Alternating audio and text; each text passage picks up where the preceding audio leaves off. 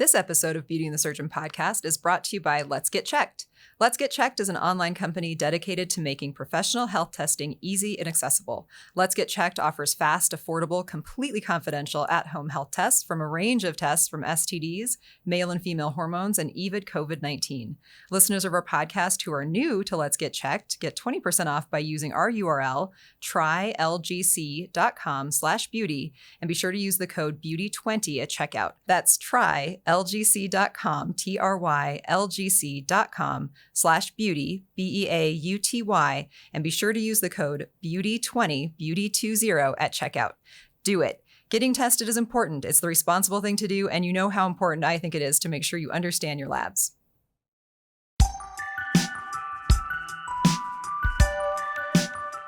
Welcome, everyone, to Beauty and the Surgeon podcast. I'm Amy. I'm a nutritional therapy practitioner, and I'm joined today, as always, by Dr. Jason Martin. He's a board-certified plastic and reconstructive surgeon. Dr. Martin, how you doing? I'm doing pretty good. How you doing? I'm good.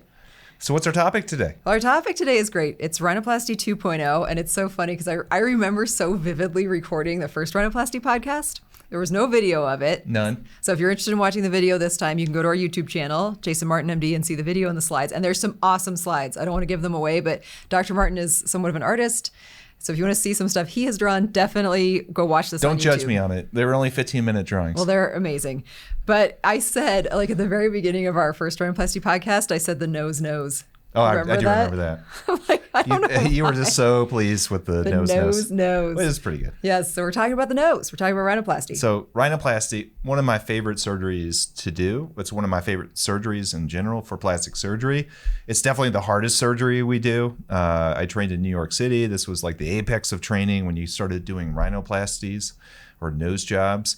Everyone, like if you take the person that knows the least amount of plastic surgery, they know a nose job and they know breast augmentation. Like right, those are the two, and liposuction usually too. Those are like the three things. Like, do you do nose jobs? Do you do nose jobs?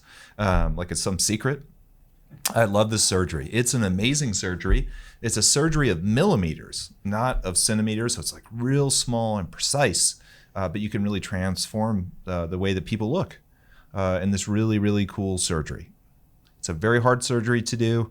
If you're watching this or listening to this and because you're interested, please find someone who's an expert in this surgery. It's really, really important. This is not a surgery that you go to someone who's not board certified and doesn't have experience with that. Usually you'll see, and we'll get into this, but usually it's plastic surgeons or ENTs that do this surgery. Some oral maxillofacial surgeons do it. That's not usual. So you really want to find an ENT surgeon, plastic surgeon that has experience with this cosmetic rhinoplasty or cosmetic nose jobs. Yeah.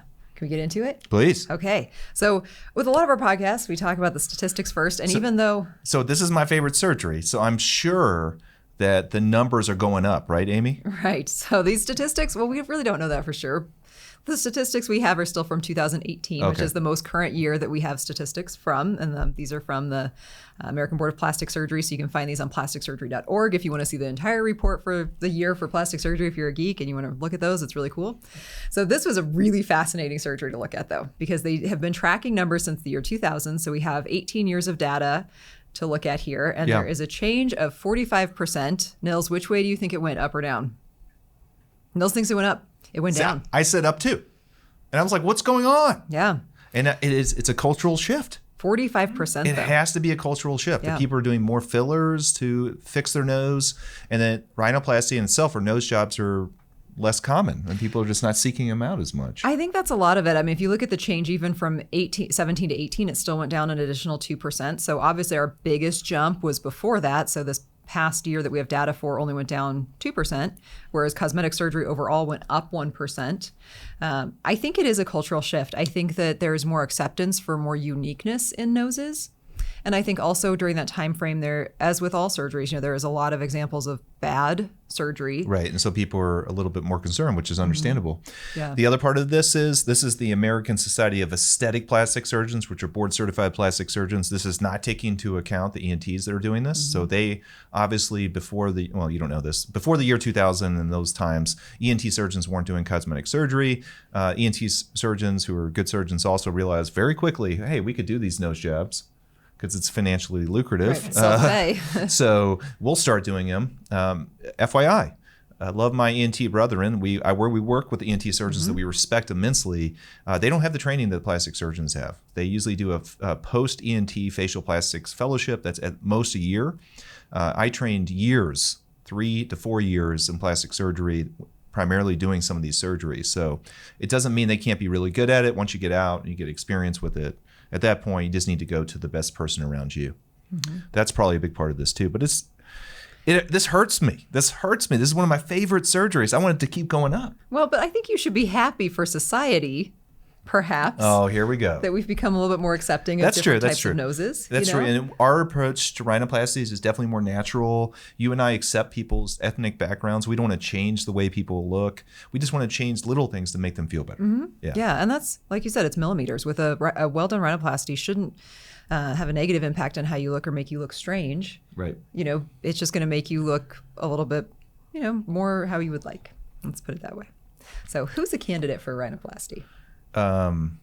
Pretty much anyone that is healthy and they don't have a medical condition and they have areas of their nose that need improvement. So we'll get into the way I break down the nose, but that's a harsh term to use. Yeah.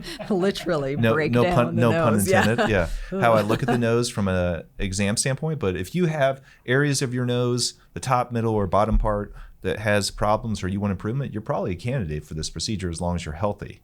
It tends to fall into two kind of groups of people. Younger people, definitely, from like 18 to 25, they have problems with their nose. They really didn't like it's from birth or from trauma from sports, and they want to change. And then there's a second group, usually mid 40s and 50s. They're considering doing like face and neck lifts and stuff. And they're like, yeah, I might as well change this nose that I've lived with for a long time that annoys the living crap out of me. So it's usually those two. You get stuff in between. In terms of if you're a good candidate or not, there's a lot of stuff in the literature for plastic surgery that talks about people and their self-perception. There's a big correlation for people that have issues with their nose also having body dysmorphia disorder. You see that a lot. So you really, for these types of patients, I sit down and really talk with them and try to get an understanding of how they're feeling. If what they're saying to me is not making sense from what I'm seeing, I tell them that. And I say, let's talk through this further. But most high majority of the people that come in really realistic about what they want. They just want a little bit of a change. The second part of this, which we're not going to talk about as much during this podcast or this episode, is the breathing issues. We get a lot of people that come in for breathing issues. We work with the best airway doctors in town. And also, hey, if I'm getting my airway done, I might as well make my nose look a little bit better. And vice versa. Like a lot of people will come in and dislike something about the way their nose looks. Well, I guess we can address that. When you really look at them and examine them, you see that like they definitely have an airway distortion. Right. Or they don't like their nose is crooked. Well, the reason their nose is crooked actually has a lot to do with the internal workings of their nose. Which is affecting their airway. And then you'll ask them, like, can you breathe well through your nose? I don't know. I'm like, well, do you snore? Yes. Does people say, I hear you breathing in the next room? Yes. Well, you can't breathe that well. Yeah. It's usually men. They're like, I don't know. Yeah. Yeah, and that's a big part of it, you know. So they work a lot in conjunction, and like Dr. Martin said, that they aren't interchangeable. So the person that works on your airway may not be the best person to work on your cosmetic concerns, and the person who's working on your cosmetic concerns is probably not the one who's addressing your internal workings of your nose. Yeah, and it just depends on who you go to. I was taught and know how to do all the airway stuff, and I did a lot of it. But I chose in my career to associate with the person that only does airways, right? That's their specialty. And then I'm doing the cosmetic stuff, and he and I, and it doesn't have to be he and he, whoever, work together as a team to give the patient the best surgery. It doesn't mean that's the only way or the best way, but that works for us, and it's worked great.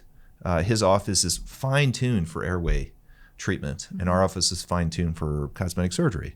So I think that's really important if you have an airway issue, just to make sure the surgeon that you engage with really feels comfortable with airways, because you can kind of do airways, right? Yeah, but that's ultimately probably going to lead to more surgeries down the line. The reason that people don't mind doing their airways at the same time is usually it's covered by insurance in many cases. And so that alleviates some of the costs of the surgery. It really doesn't overall, because the time in the OR for the cosmetic part is about the same, but could maybe reduce your costs a little bit. So that's a benefit there.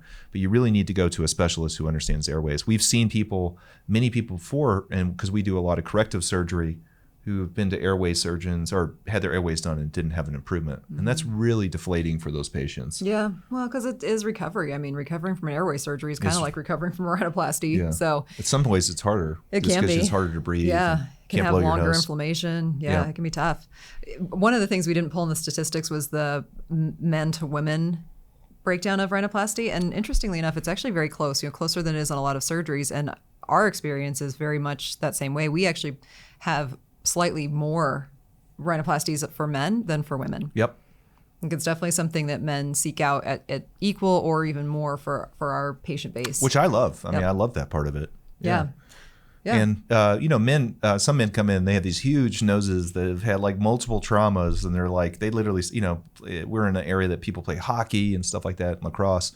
And I'm like, if you can make it at least a little bit better, right? Like it'll be fine. I'll make it a lot better. But we get all different types in here. And the sex distribution is pretty much right down the middle. Yeah. Yep. And that shows across the board too. So this is where, if you're watching this, you get a really special treat because Dr. Martin drew these pictures. Yeah, who's that artist? That guy's pretty good. Right, he's good. You didn't sign them. You should have signed it right under the nostril. Yeah. Right? So I made an executive decision. I told Amy I'm gonna start drawing more things, just because I like to draw, and it's the last episode we talked about things you can do to boost your immune system. We talked about meditation. Drawing for me is like meditation, so is surgery. That's when I relax and enjoy it. So I drew this. And if you're actually looking on our YouTube channel, Jason Martin MD, you can see this. It's actually a nose. It's a nose primarily with the skin taken off, and you can see the stuff that's underneath.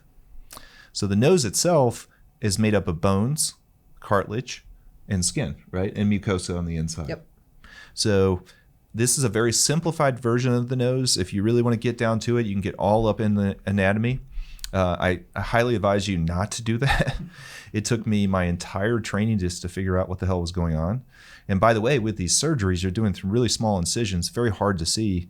I've seen a few of these, and it's hard to even explain what I'm looking at to her. And she's very knowledgeable about anatomy, so you'll see. But the nose itself is made up of the nasal bones at the top. This is the part that gets broken. This is the part that looks all wonky after people get trauma and they come in and they're like, oh, what's going on with the upper part of my nose? That's the part, if you look at your eyes and go between your eyes, that's where the bone is. The middle part is made up of cartilage. That's where that bump is usually. The bump that people hate in profile. When people think of nose jobs, they always think of the profile, and that's that shave it down, make yourself, get rid of that bump.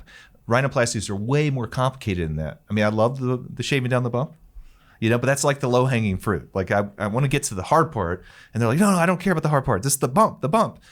So the middle part is made up of cartilage, is mostly the upper lateral cartilages and the septum, and then the lower part is your tip, and that's really gets complicated. Those are the alar cartilages or lower lateral cartilages. If you look on their YouTube channel, they're in blue, and that's where it's very intricate. You take some of the cartilage out, you use sutures to sew it together.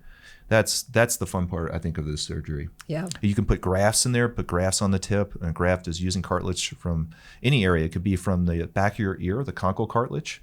It can be from your rib. I've done rib cartilages. We did it all the time when I was in training. You'd make a small incision on the chest. For men, you could do it more immediately or in the midline. And for women, obviously, because of their breasts, you do it on the outside. Lower, not on the outside. With that said, you can take the cartilage out from the rib and actually use it on the nose. There's so many different options. I've used silicone implants here. It's a pretty amazing surgery, and that's because the anatomy is really, really complicated. Mm-hmm. So yeah, it's like a really complicated tent because it's all interconnected. That's a really good idea. So we're going to try to explain the nose in a way that people understand. Can we do that? It's like a really complicated tent. Okay. So, and we've said this before. With I know some in the air previous, conditioners in it. So the turbinates are the air conditioners. Right. And we said this before, and I made this comment, and I felt like an old man saying it. So if you Google for young people, like the old tents, like the Boy Scouts used to sleep in, it usually has a stick on each side and a main support going right down the middle, and then the tarp was draped over it and goes out like as an A. Like imagine an A-frame. Imagine that tent has a separator right down the middle of it, and that's your septum, okay? The tarp that goes out at an angle, that's all your cartilage. And so you have nasal airways that go in on both sides. It's literally almost impossible to explain this verbally, but you get the idea that it is a complex tint, and then your skin lays over that. So the thing that makes rhinoplasty so hard is, number one, you don't really know what's going on until you get in there. The second thing is people's skin is all different. Some people have real thin skin, so it's 1-to-1. Anything you do on a rhinoplasty, it just transfers right out. Other people have really glabrous skin. So you think of, the example I always use is Bill Clinton. If you look at his nose, he has this big phimotic nose. Like, it doesn't matter what you would do to that guy's cartilage. He would still have this big bulbous nose on the end. So you'd have to be super aggressive.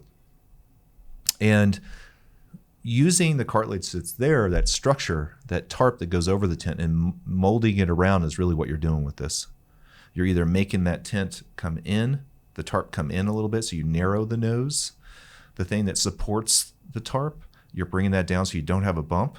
And then the tip, the end part, which is not really analogous to a tint, is where you're creating this tip lines, this tip silhouette that's like a perfect diamond. That summarizes. So we stop the podcast now. Yeah, that was good. No, yeah, you described a nose very, very well. And that's, those illustrations really represent that. They're really good. Yeah. And in amongst this, we'll talk about the approach to rhinoplasty, but there are a lot of things that people want to change with a rhinoplasty. Sometimes it's how wide their nose is at the top.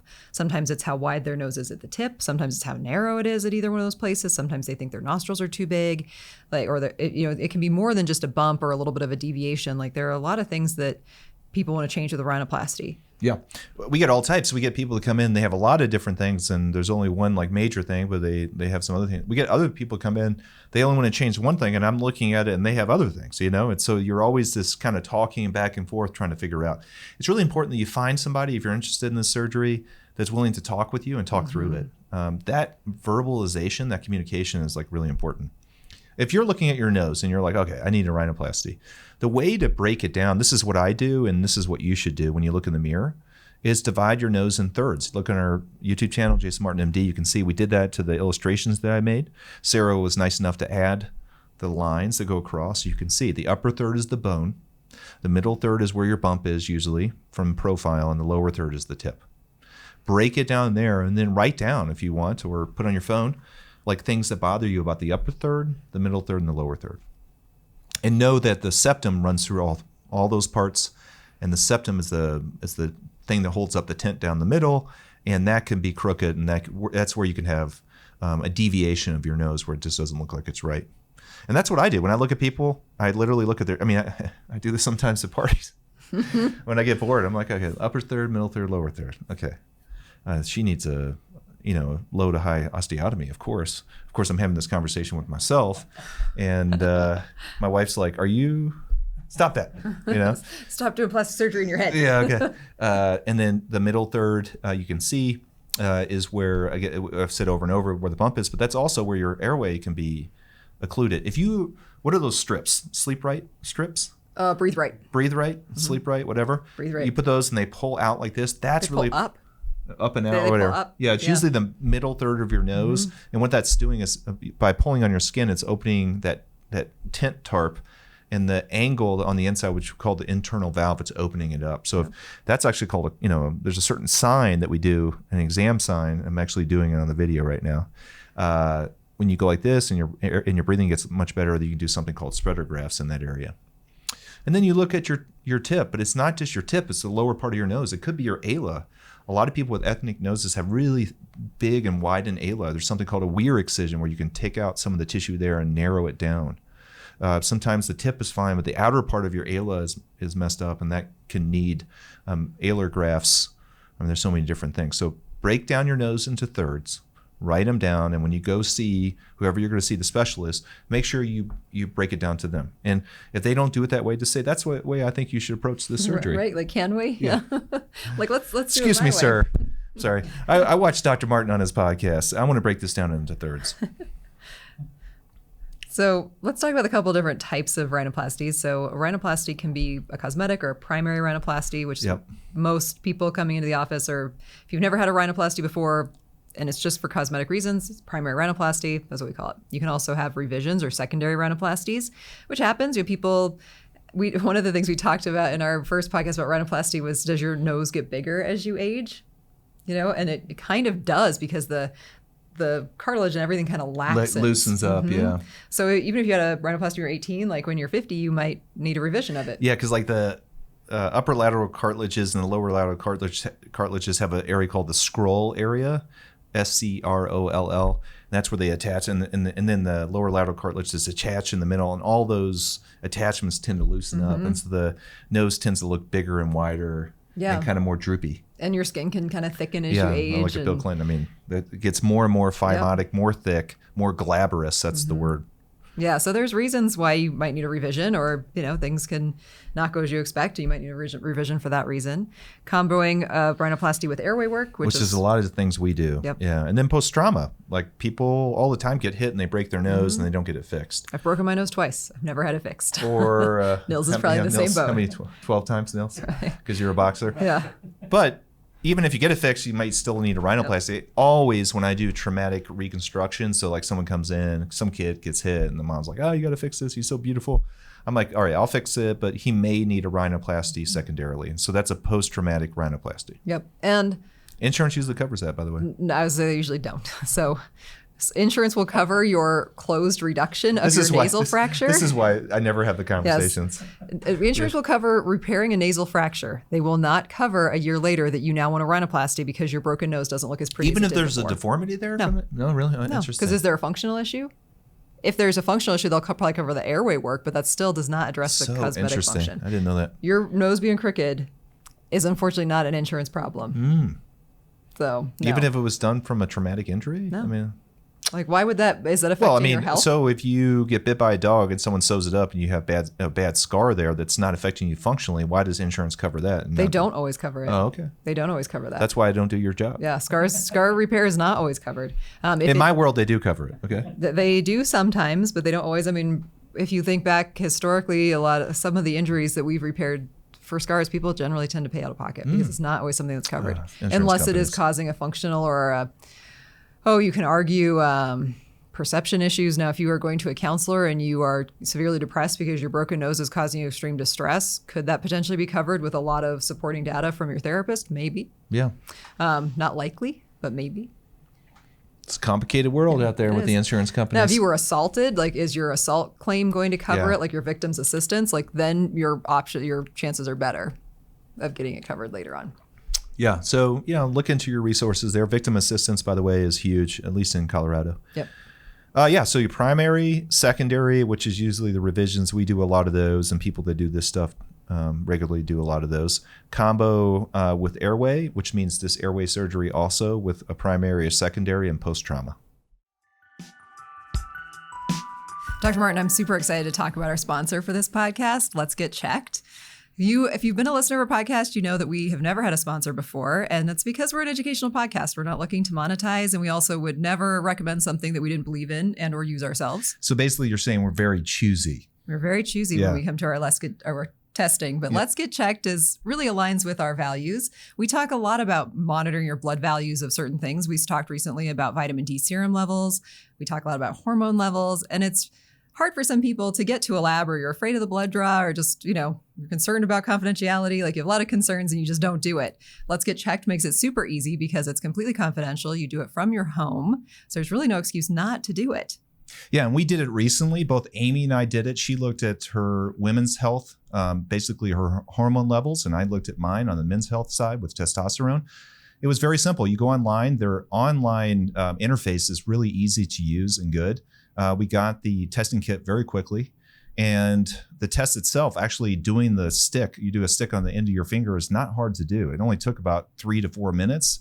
You put it back in a sealed envelope that's confidential, goes back to them. You get your results in 2 to 5 days. It's really that simple. And the best part is it's about empowerment, about you taking control and trying to do things that are positive for your health and life. And this is one way to do it, literally from the comfort of your own home.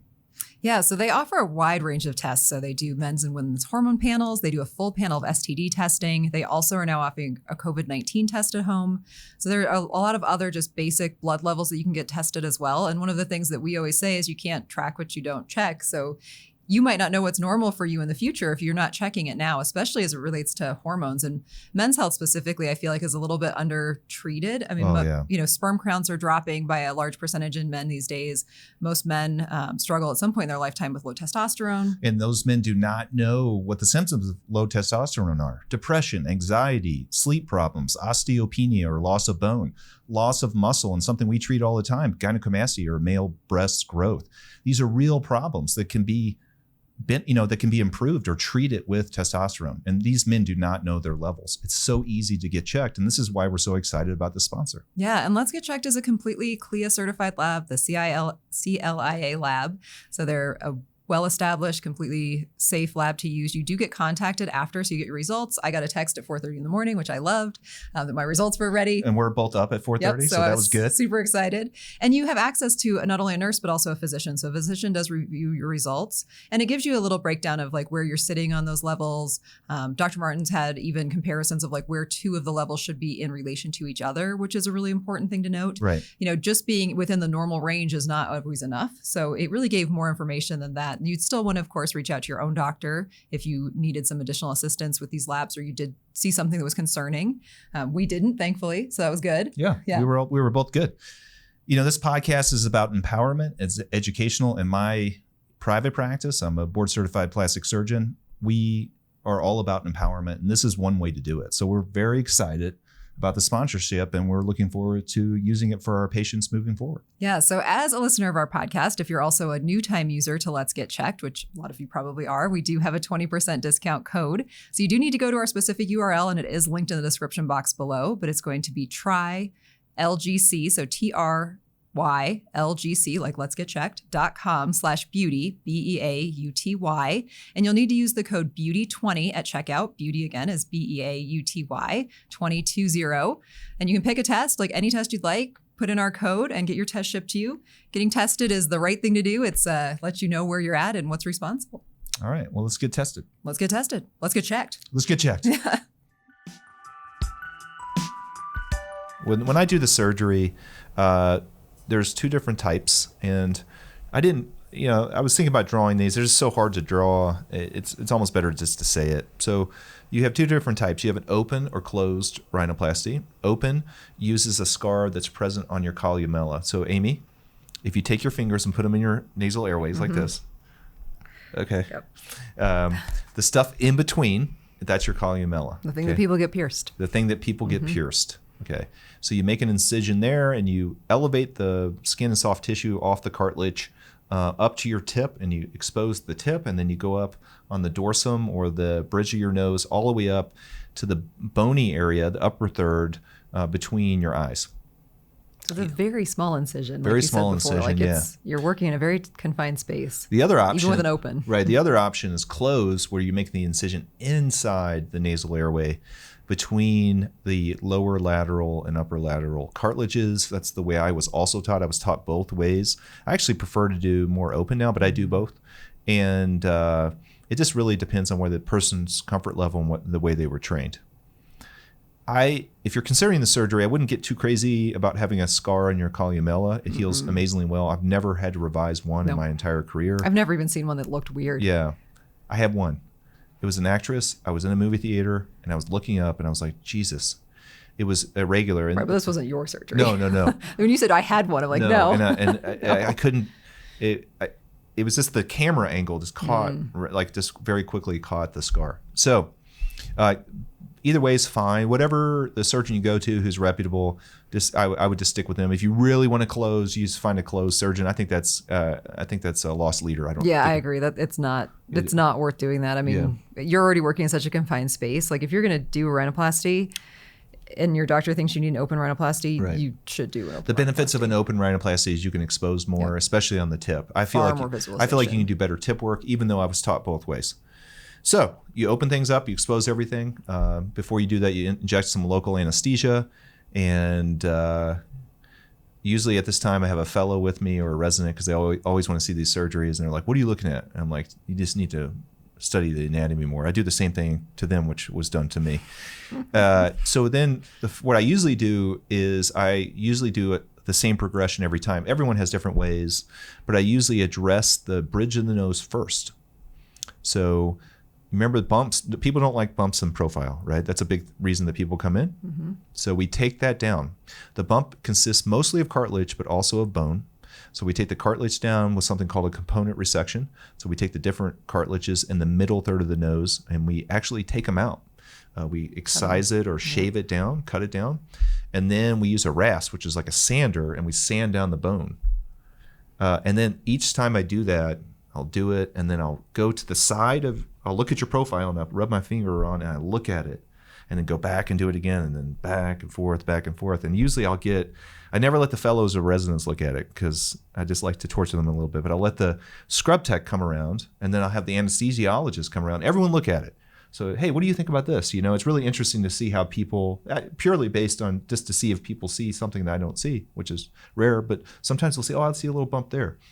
You take that down, you get that bump down the way you want in profile, and then in most cases what we do is we'll do an osteotomy where you fracture the bone. So why do we have to do the osteotomy, Amy?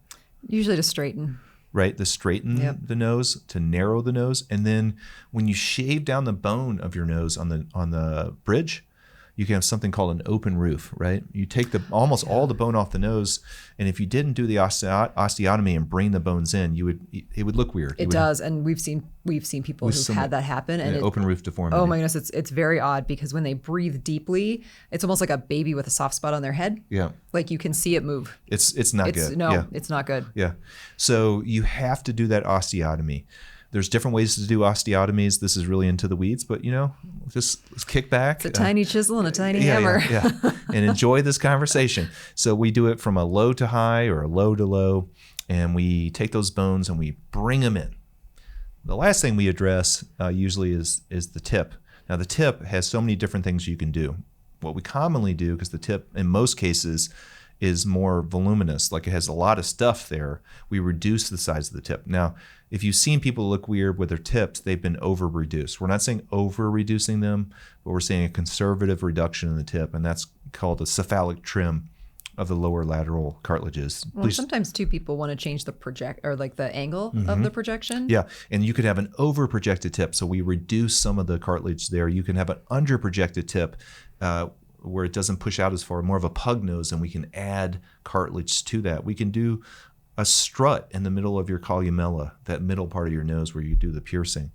And then we can use sutures to bring those tips together. It's so awesome. Like, this is the coolest surgery. You get to build things, you get to look at things. And then if I don't have enough cartilage, I go behind the ear and I take more, and everyone's like, oh my God, I can't believe you're taking ear cartilage and putting it on their nose. I'm like, yeah, I'm the man, follow me here. It is a really, really cool surgery. So, and that's why you have to be a little bit creative, right? Because, people are like, oh, certain surgeries we do are pretty cookbook, right? Like a tummy tuck. Yeah, tummy tuck. Now, I think we do things in tummy tuck that are unique and awesome, but this really does take a creative approach. It takes my artistic background, it takes my science background, it takes my spatial and engineering brain, and you put it all together and you come out with this rhinoplasty. And that's why most people don't do rhinoplasties, because just because you're a plastic surgeon, and even if you're a really good one, your brain may not be in that rhinoplasty mode. The best surgeons I worked with during training were rhinoplasty surgeons, which is why it's devastating to see that the numbers are going down, because those are truly, they were at the apex of the field that we were in. Well, but again, maybe it's for a good reason it's going down. Yeah, I know. It does show, though, like hearing you talk about all the components of surgery really shows why, and goes back to the tent, that everything affects something. So if you go in there just haphazardly and start shaving stuff down, that's actually going to change the way the tip looks. So my teaching point always, don't overdo it. You can always do more. Yeah, and so just be conservative when you take the hump down, right? The profile, and to improve it, and you can always come back and take more. Be conservative when you take the cartilage out or add cartilage in. So and listen, we've had to do a few revisions on our own patients. I mean, rare is it, and those patients had other things going on, but these surgeries have problems with them if you're not really going to someone who's competent. People can really struggle with the outcomes. They can have bad healing. The cartilage grafts can warp. They can have irregular osteotomies, or when you break the bones, you can over-reduce the bump or not reduce it enough. There's something called a super tip break. You cannot make that more prominent or less prominent. The weir excisions, when you excise out the ala, those can scar and look weird. So you really, really need to go to someone who's comfortable with the stuff, who feels confident when they're in the operating room for that reason. Yeah, because you have to you can go in with a set surgical plan. And you have to change it. I've done it. Many times with a rhinoplasty. I remember one time there was a day I was supposed to, I was at the surgery center with you, but I got caught in the PACU with a patient for an extended period of time. When you came out, you were just kind of like shaking your head. I'm like, what? You're like, it was just a mess. Like the whole septum collapsed when you got in there. And you have to, with this surgery more than others, be able to adjust your plan throughout the surgery to get the best outcome. Right. So that's the way you do it. So you address the profile, you address the bones, and then you address the tip. That's the general progression, in most cases closed or open. Yeah. And it is a general surgery procedure, meaning that you have a tube in your throat. That's to keep your airway safe. Right. There's a reason for that. In New York, we used to do IV sedation all the time. But the problem is you can have some bleeding in the back of your throat. Then it can get in your lungs and cause coughing and real bad problems. Yeah. So most cases and most surgeons will just do a tube. But it's a light general anesthesia. It's not super heavy. Yeah. And the one other thing that you didn't talk about is occasionally, and this is usually a combo case issue, or when you do the break, is that sometimes there'll be a tiny little poke incision right at the kind of lateral edge of the bridge of the nose. Yeah, so the osteotomies, when you break the bones, are usually done from the inside of the nose. So you get these incisions really deep in your nasal airway. But sometimes we have to do what we call a low to low. And we have to do a little poke incision on the outside. They're super small. You don't ever see those. You don't see them. They're so tiny. But people ask, why do I have a stitch right here? Yeah. They want to take their stitches out. That's Amy and I have been working together so long, I don't even tell her I do that. But it doesn't matter. I'll see it. Yeah. Stitch is black. That brings up a point. After surgery, you will have a splint on. So I put a splint on at the end. It's like a casting material. You've seen it in movies. It's just there, honestly, to protect the osteotomies and the bone breaking. Stabilize it. Yeah. If you fell down and hit your nose, it's not going to stop damage from happening. Ooh, no. Yeah. Yeah. But it is there for the first week. And let's talk about some of the recovery considerations, because obviously what you've just described is a pretty complex thing that happened inside the nose, including breaking of bones, putting sutures deep in there, cutting and or adding cartilage. That's a lot. And this surgery, too, is one of the longer procedures we do. You think it's such a tiny little area, right? So little. How could that surgery take 2.5 hours where you can do a whole facelift in 3? That's why, because there's so much going on and it's so precise. A routine one I can do probably within an hour, but most of the time nothing's routine. No. So then it just takes longer. They take longer. So there's a lot that's been done. If you've had airway work also, that you're going to be quite swollen on the internal part of your nose, which means you're going to feel like you cannot breathe. I always feel so bad for people. I talk to them a couple of days after their rhinoplasty because they're so congested. It's like a baby who's, they're so congested, really congested. And everybody wants to stick a Q-tip up in there and get the crusty blood out. And I can't breathe. Yeah. You stick a Q-tip in there, you're going to end up right through your sutures up in your nasal bones. Well, that's why they'll come in well, can you get it out? I'm like, no, even I am not going up in your nose with a Q-tip. Yeah. I'll get what I can from the outside, but that's the hardest part of the surgery. No one goes in there. It's not I wouldn't say it's super painful. Definitely some people struggle a little bit, but surprisingly, it's not super painful. It's just uncomfortable. Especially if you have airway surgery associated with it. Your breathing's harder. You feel that stuffy feeling. You can't blow your nose with airway surgery. And even with a cosmetic rhinoplasty, we encourage you not to because you'll cause some bleeding. So it's not easy. You have to put ice on your eyes. You tend to swell. Your eyes tend to bruise a lot.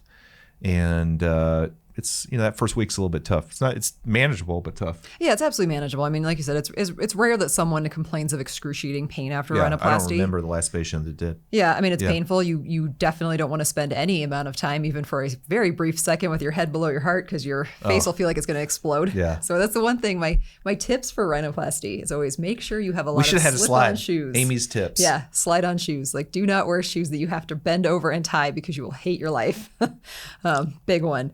Also, making sure that your clothes are easy to take off and on, preferably not up over your head, because if you do bump it, it's going to hurt. Whereas if you're just putting on hoodies or things that button in the front, very, very key. Also, you're going to want to sleep in an incline for the first 1 to 2 weeks just to assist with swelling. And then ice on the eyes. Yep, and ice. And that is with the cast in place, it will definitely it doesn't trap inflammation, but it kind of shunts inflammation to the tip that's exposed and up above. So you'll almost end up with when we take the splint off a week out, you have this very Cro-Magnon look. Look like a unibrow and your tip's all swollen. Yeah, we had a patient recently, it was just in the past week or two, and yeah, he had that it was a man, and he had that kind of really swollen tip and swollen above, and then really compressed where the splint was. Yeah.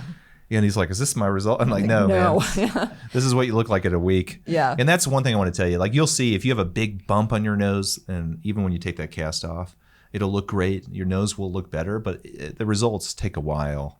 So, you watch these reality shows, and I do not watch those, but the few ones I have seen where they're like this magical reveal, that's not a week. No, they're putting a fake splint on 6 months later and going like, oh my God, this is so amazing. So good. The producer's like, go in there and just smile.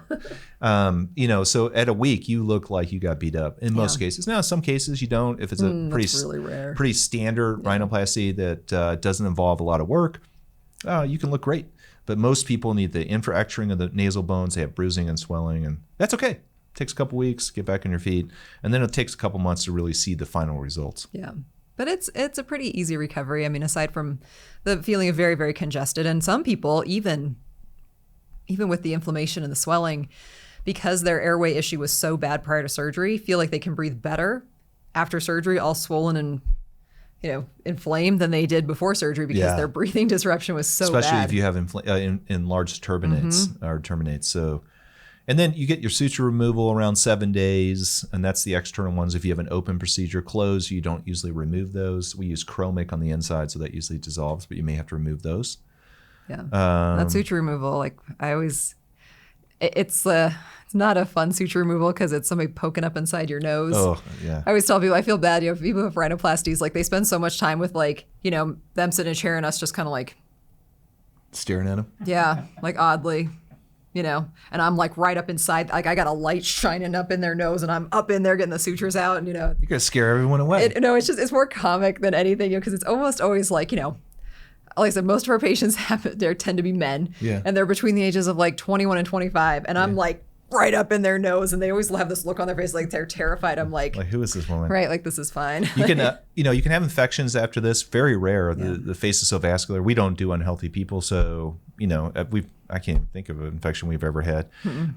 You can have bleeding, and that would be more common. When you do these infracturing, you cause a lot of bleeding, which is the reason why most people recommend that you use an endotracheal tube to protect the airway.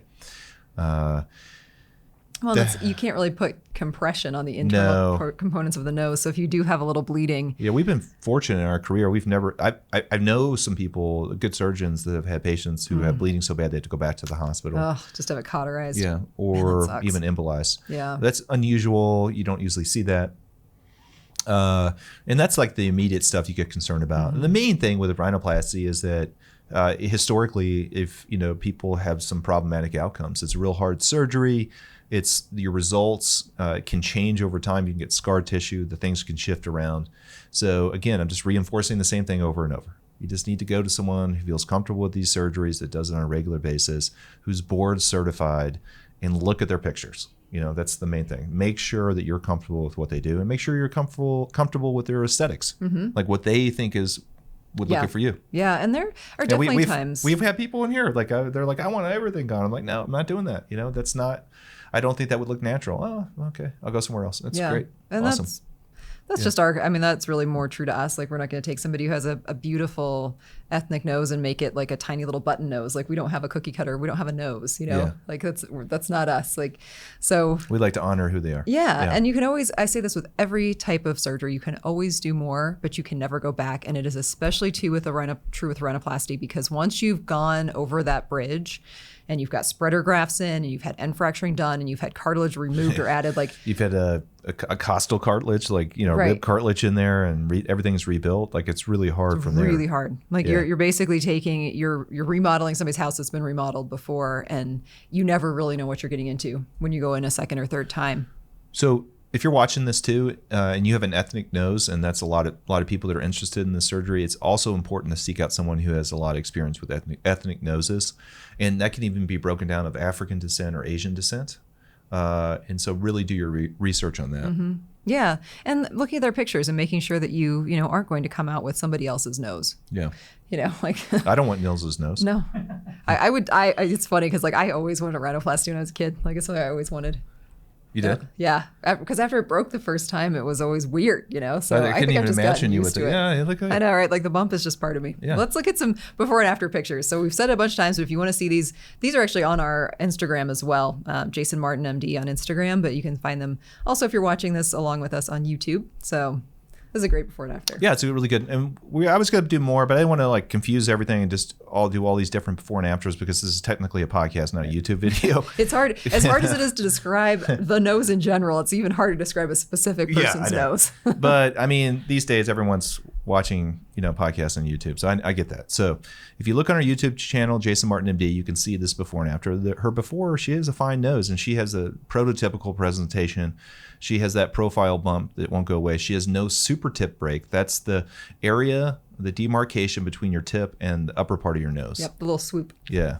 So she didn't want a big super tip break, meaning that I talked to her about it. She's like, I just want my bump down and to be a little bit better and smooth and maybe my tip to go up a little bit because she felt like her tip drooped. There are some angles on the nose. One of them's the nasal labial angle, and that should be about 100 degrees. And the other one is the frontal nasal frontal. It's the angle from your forehead down onto your nose, and that's an obtuse angle. I'm getting into the geometry because I was doing geometry with my daughter too during the time off. And for her, that area technically on the upper part of the nose is called the radix, R-A-D-I-X. Her radix was not bad if you're looking at this photo. Her profile definitely has a bump. Her tip needs to be elevated a little bit. And that's really it. Yeah, it's not a complicated surgery. This is most people. And when we met her, she didn't have any problematic past medical history. She doesn't smoke cigarettes. She's like, I just want an improvement in my nose. Perfect candidate. And then after is great. You take down the bump, you give her just a slight bit of that super tip break, a little bit. You can see the tip has come up a little bit, and you can tell that by looking at those light shining off the tip of the nose. You can see that is elevated a little bit. You don't want to elevate it too much. That's another thing that looks weird. A lot of people end up doing that. They get that kind of pig nose where the tip goes up too high. Just enough. We did an open rhinoplasty on her, not a closed, because she really wanted some tip work. And that's the result. Now, if you go on to the next slide, the drawings that I did, I broke it down. And so you guys could remember we approach, your surgeon should approach it in 3 different areas, top, middle, and bottom, or upper third, middle third, and lower third. If we look at her before, the upper third, she has a little bit of bone there that's causing that protuberance or that profile bump. So we had to take that bone down. She actually, per memory, didn't have a really wide nose. But you did narrow it a little. We did narrow it a little bit because we had an open roof on her. Yep. Then the middle third, she had a lot of cartilage there we had to take down. That cartilage includes the upper lateral cartilages and the septum, okay? And then the tip, we did what we call a cephalic trim of the lower lateral cartilages and some suturing techniques. The cephalic trim narrows that tip, and then the suturing techniques and that removal of the cartilage also lifts the tip a little bit too. That's what we did. Yeah. Pretty cool. This is a great example of showing that, like, just this is a normal person. She's in her 30s. She's got a couple of kids. Like, just really wanted to address a couple of things, and she still looks like herself. What does she really need, though? I mean, she's face tight. Yeah, face tight or a chin implant, yep. Right? And so one of the things we didn't talk about, most people in the old days, we would do chin implants in everyone with rhinoplasties because a lot of people with congenital nose problems had underdeveloped chins. And that in itself, you're looking at facial aesthetics, not just from the nose, you're looking at all the proportions of the face. And so you need to address it at the same time. A chin implant is really easy to do. It takes me about 15 to 20 minutes. Not as common anymore. Nope. And she doesn't have a super recessive No, she's chin. totally fine. I'm saying that in the old days. Now I would never suggest that to her. She looks great. But that historically is what we did. I don't know, we just don't do it as much anymore. People are not as concerned about underdeveloped chins. If you're really bad, a lot of times the oral maxillofacial surgeons will do an osseous advancement. How do they say it? Yeah. They'd make the cuts in the bone and they push it forward, as opposed to doing an implant that you may or may not have to have removed. Yeah, the chin implants are great. Yeah, and I agree. They're very common for people who had old rhinoplasties to also have had an old chin implant. Yeah. If you want more pictures, you can look on our website. We have a few more there.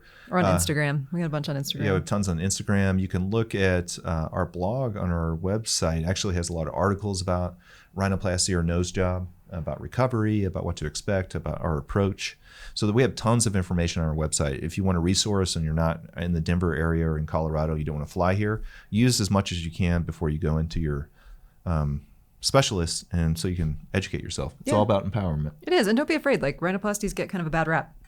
They're awesome surgeries. If you go to someone reputable, they do a conservative approach, natural, you're going to have a really nice result. It's going to be subtle and nice. It's going to be additive to your face. It's not going to take away who you are. It's going to be additive to who you are. That's what it's all about. And that's where those fine detailing, this millimeter at a time, makes all the difference in the world. There's a little pressure on the surgeon. That's the hard part. If you take off 2 millimeters, which, like, look that up, it's like nothing, and you only should have taken off 1, you'll know it. So you really don't have a lot of wiggle room with rhinoplasty. Yeah, but it is a great surgery. I mean, do people know it as nose job or is rhinoplasty a common word? Rhinoplasty, I think it is probably the most common of the technical terms for plastic surgery. Most people don't know what a rhinectomy is, or even a blepharoplasty or a brachioplasty, abdominoplasty, like those kinds of things. So the rhinoplasty is the one plasty that they know. I think so. Okay. Yeah. What do you think, Nils? Do you know what rhinoplasty is? Yeah. Yeah, I think it's definitely like a rhinectomy. Does anybody know what that is? Nils has had his own fellowship. He knows all the words. He does now. New stuff with rhinoplasty.